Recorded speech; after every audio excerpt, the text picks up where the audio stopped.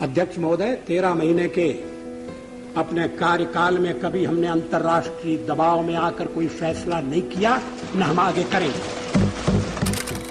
भारत पाकिस्तान के मध्य में cease fire की घोषणा हजारों किलोमीटर दूर बैठ के डोनाल्ड ट्रंप करते हैं अमेरिका से।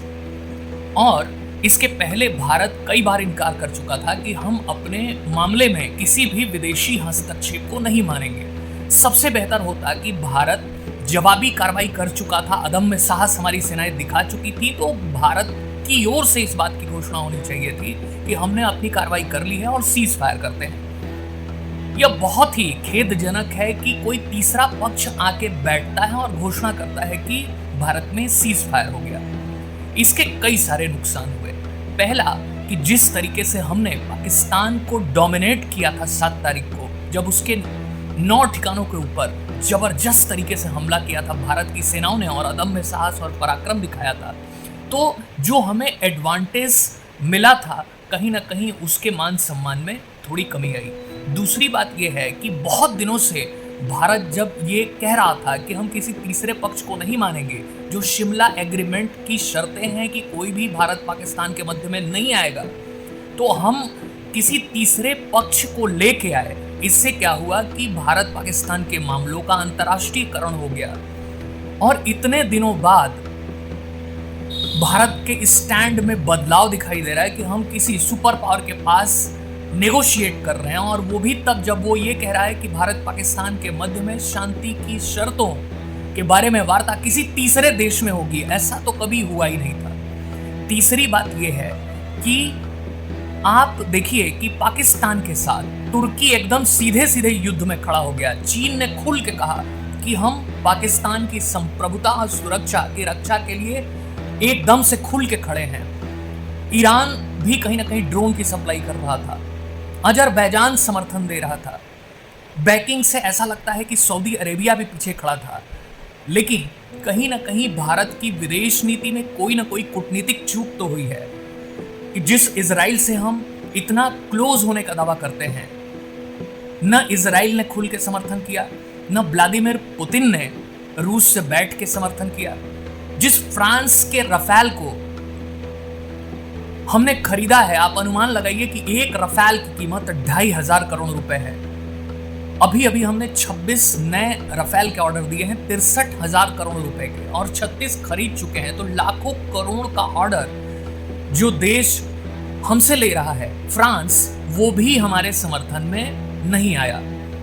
और अभी रफेल की प्रभाविकता कितनी है, इसके ऊपर भी बहुत ज्यादा टेस्टिंग की जानी है कि उतना प्रभावी है या खाली केवल बातें बातें।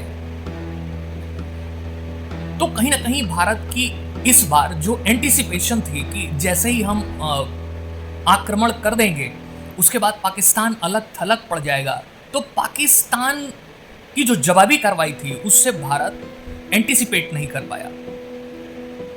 उनकी डिप्लोमेसी में सारे देश खड़े दिखाई दिए, यहां तक कि IMF, जहां पे अमेरिका की ही चलती है, जो अमेरिका कहेगा वही होगा, युद्ध के बीच में ही $1 बिलियन का लोन सैंक्शन हो जाता है।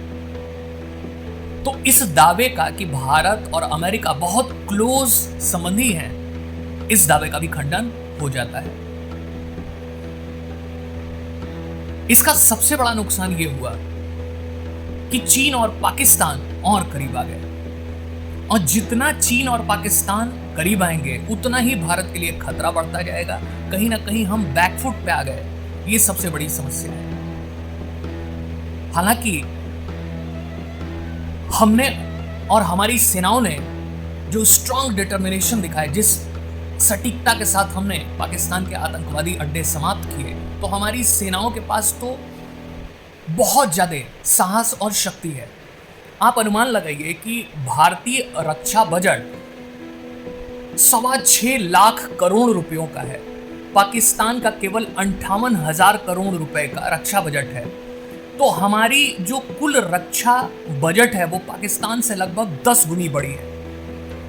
तो आप एक 10 गुनी बड़ी शक्ति से जिस तरीके के डोमिनेशन की अपेक्षा करते हैं, कहीं ना कहीं वो राजनीतिक इच्छा शक्ति के अभाव में कमजोर होती हुई दिखाई दी। और ये एक बड़ी समस्या के रूप में उभरेगा। अब सरकार को विपक्ष में भी जवाब देना होगा, विपक्ष को संसद के अंदर में, कि आखिर अमेरिका के दबाव में यह निर्णय क्यों लिया गया। खुद बीजेपी की सरकार जब थी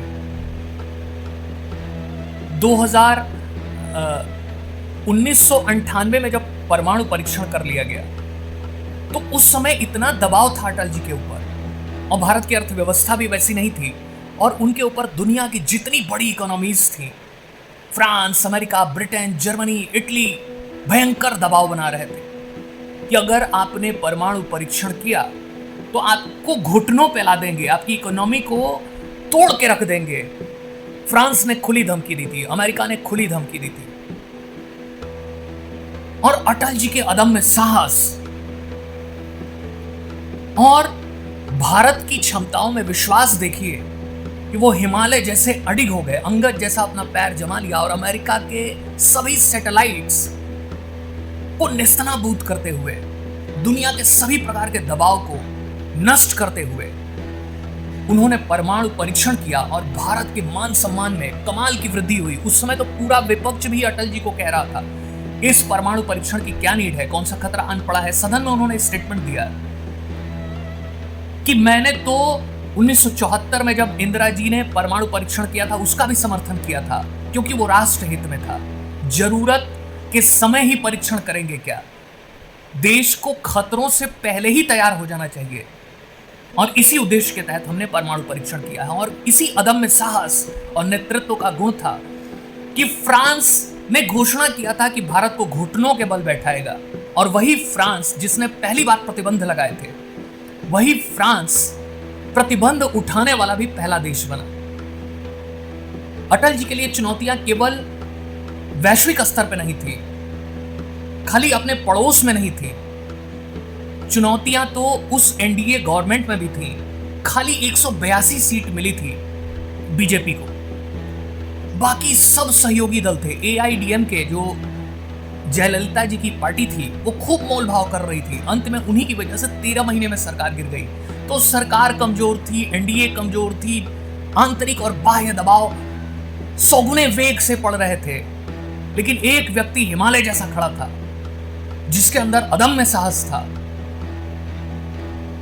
और जिस व्यक्ति को कहते थे कि ज्ञान का भंडार, सॉफ्ट स्पोकन, महाकवि, और उन्होंने दृढ़ निश्चय से भारत की मान सम्मान प्रतिष्ठा को वो पूरे विश्व में स्थापित किया, जिसपे हम आज तक नाज करते हैं कि हम एक नाभिकीय शक्ति हैं, और हमारी नाभिकीय शक्ति पाकिस्तान और चीन को भी निपटने में कारगर है। तो कहीं ना कहीं हमें जो इनिशियल एडवांटेज मिला था, जिस डंके की चोट पे हमने पाकिस्तान के विरुद्ध कार्रवाई की, उसके आतंकी ठिकानों को नेस्तनाबूद किया, अमेरिका द्वारा घोषित सीज फायर ने वो भी बिना शर्त के उस पूरी प्रतिष्ठा को धूमिल करने का काम किया है। भारत इस प्रचंड अटैक के बाद खुद घोषित कर देता कि हम सीज फायर कर रहे हैं, हम मामले को नहीं बढ़ाना चाहते, तो भारत की अंतर्राष्ट्रीय प्रतिष्ठा, साख और डोमिनेशन या ताकत में वृद्धि होती। लेकिन जब पाकिस्तान ने पलटवार किया और उसके बाद हमने सीज फायर घोषित किया, वो भी अमेरिका के द्वारा, तो कहीं ना कहीं पाकिस्तान में यह संदेश गया कि भारत डर गया है, जो कि सच्चाई नहीं है। आज भी भारत चाहे तो पाकिस्तान जैसे देशों का 4-5 दिन में मटियामेट कर सकता है। जिस लेवल की भारत की डिफेंस फोर्सेस हैं, जिस लेवल की भारत के पास सामर्थ्य है,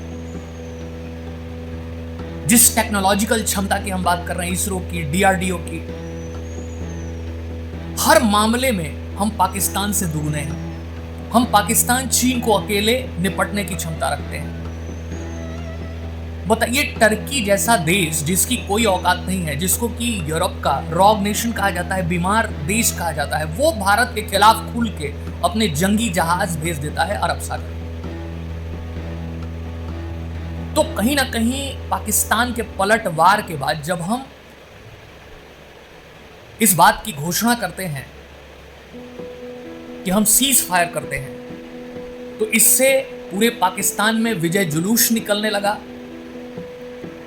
वहां के हुक्मरानों और कमजोर आर्मी को एक बहाना मिल गया यह सिद्ध करने का कि हमने भारत को डरा दिया। तो ये कहीं ना कहीं वैदेशिक कूटनीति में और अंतर्राष्ट्रीय राजनीति में एक चूक लगती है। इस पूरे मामले में जो ये पूरा 22 तारीख के पहलगाम आतंकी हमले के बाद से शुरू हुआ, उसमें भारत ने लगभग 99% इस पूरे मामले पे डोमिनेट किया था। इस पूरे मामले में पाकिस्तान को कंट्रोल किया हुआ था। अंतर्राष्ट्रीय राजनीति में भारत की धमक बनाई हुई थी। लेकिन अंत में आके जैसे ही डोनाल्ड ट्रंप को हमने इस पूरे मामले में प्रवेश कराया, जो हमारी पूरी 99% मेहनत थी वो अचानक से बिखरती दिखाई दी। तो सरकार के लिए आने वाले दिन बहुत चुनौतीपूर्ण होने वाले हैं। संसद के अंदर में कड़े जवाब पूछे जाएंगे और कहीं ना कहीं आम जनता भी इससे असंतुष्ट दिखाई दे रही है। और एक बात तो तय है, कई सारे लोग कह रहे हैं कि क्या आप युद्ध का समर्थन कर रहे हैं? जी नहीं, युद्ध का कोई समर्थन नहीं करता है।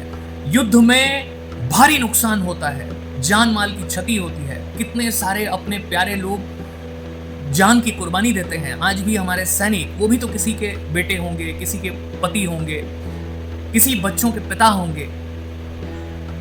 आम नागरिक भी मारे जाते हैं, अपने जान की कुर्बानी देते हैं। तो युद्ध किसी भी अवस्था में जायज नहीं ठहराया जा सकता। अंतर्राष्ट्रीय राजनीति की भी अपनी मजबूरियां होती हैं, लेकिन उस अंतर्राष्ट्रीय राजनीति और देश के लोगों की कुर्बानी को किस तरीके से प्रस्तुत करना है, ये बड़ा महत्वपूर्ण है, जिससे कि देश का मोरल बना रहे, देश की जो साहस है वो बनी रहे। ये बहुत महत्वपूर्ण है और इसमें जिम्मेदारी सरकार की बनती है कि ऐसी स्थिति क्यों बनी कि अचानक से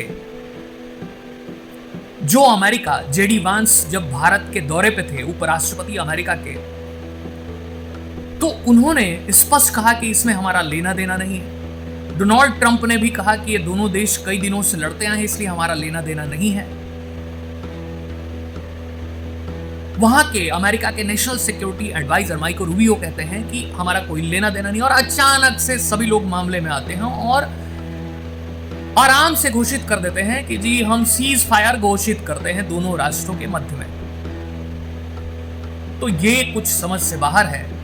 ऐसा लगता है कि हमारी एक तरीके से ये कूटनीतिक बैकफुट है और इसके कारणों की अब तो विशेषज्ञ समीक्षा करेंगे और बहुत सारी चर्चाएं होंगी। लेकिन इससे अच्छा संदेश नहीं जाता जब हमारे पास कुछ नहीं था, चाहे वो 1971 का युद्ध हो, चाहे 1998 में अटल जी द्वारा परमाणु परीक्षण, और चाहे 1999 की कारगिल का युद्ध, जब हमने सीमाओं पे पाकिस्तान की आर्मी को बैकफुट पे जाने के लिए मजबूर किया था, भाग गई थी पाकिस्तान की आर्मी। तो इतना ताकतवर होने के बावजूद भारत इस तरीके से क्यों सहम गया, इस पे सवाल तो पूछे जाएंगे। चाहे इसके लिए जो राइट विंग है, जो आलोचक हैं, चाहे इसके लिए जितनी भी आलोचना करें, लेकिन जो सवाल जायज हैं वो उठाए जाएंगे। हर एक व्यक्ति राष्ट्रभक्त है, हर एक व्यक्ति को देश से प्यार है। तो सवाल करने का मतलब ये नहीं है कि व्यक्ति देश विरुद्ध है। सवाल करने का मतलब ये है कि व्यक्ति जागरूक है, अपने देश से प्यार करता है और अपने देश की बेइज्जती बर्दाश्त नहीं कर सकता, इसलिए वो सवाल करता है। नहीं तो आराम से खाए पिए सोए, क्या फर्क पड़ता है। लाखों लोग, करोड़ों लोग तो घूम रहे हैं इस समय भी, जब देश में आपातकाल की स्थिति है।